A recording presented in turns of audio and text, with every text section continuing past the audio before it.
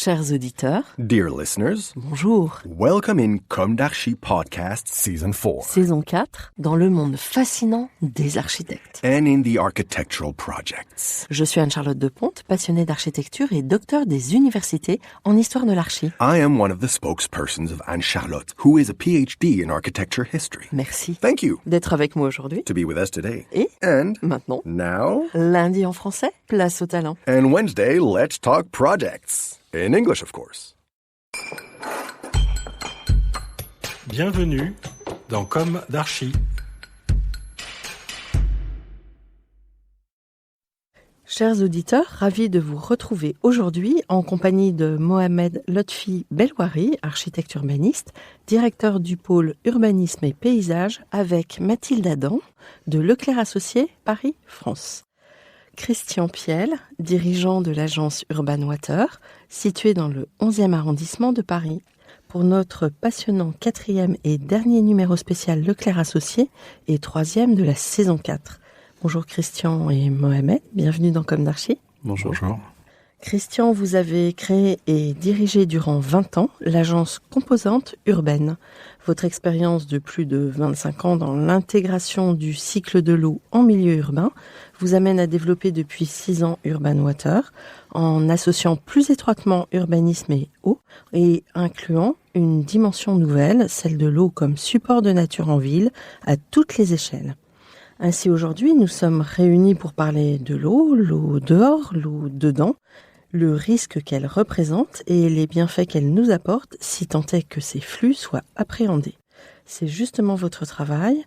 Nous en avons déjà parlé dans Comme d'Archi lors de la présentation des projets européens et surtout avec l'une de vos consoeurs, architecte urbaniste, qui est Iris Chervet et qui est intervenue dans la saison 3, hashtag 21 et hashtag 22. Je me permets de le citer parce que je crois que vous avez travaillé ensemble. Mais on travaille encore ensemble sur plusieurs projets, absolument.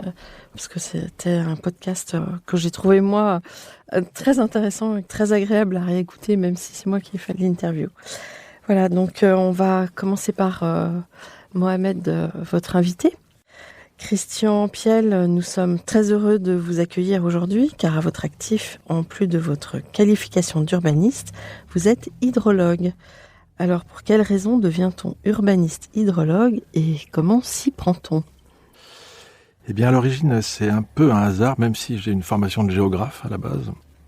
Et en fait, à la fin de mes études, j'étais en lien avec un ami, Thierry Métro, donc Feu Thierry Métro, avec qui je porte une pensée profonde. Et en fait, lui comme moi, on s'est retrouvés à travailler en Seine-Saint-Denis pour le service de l'eau et l'assainissement du département. Département de la Seine-Saint-Denis qui est géographiquement très vulnérable aux inondations, parce qu'un département très plat, qui draine tout un immense bassin versant, et dont l'urbanisation s'est étendue de façon assez rapide, et qui a connu dans les années 80 des inondations de plus en plus importantes au fur et à mesure que se développait l'urbanisation. Et je vais répondre à votre question. Hein.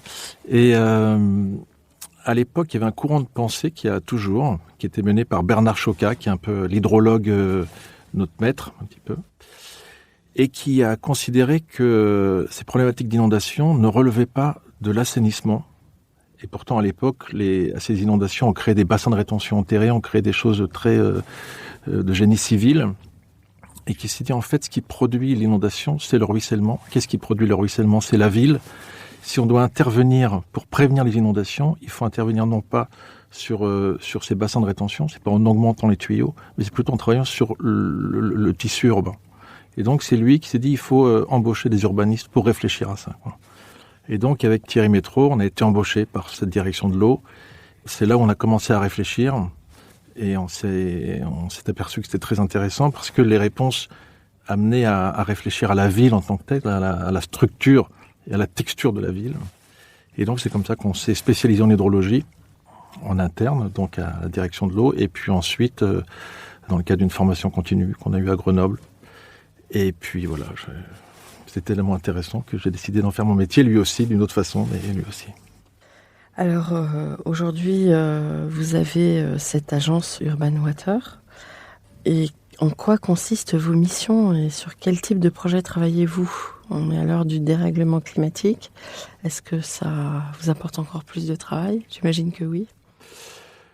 Oui, bien sûr. Retrouvez l'intégralité de cet épisode sur Apple Podcast, Acast, Deezer, Spotify.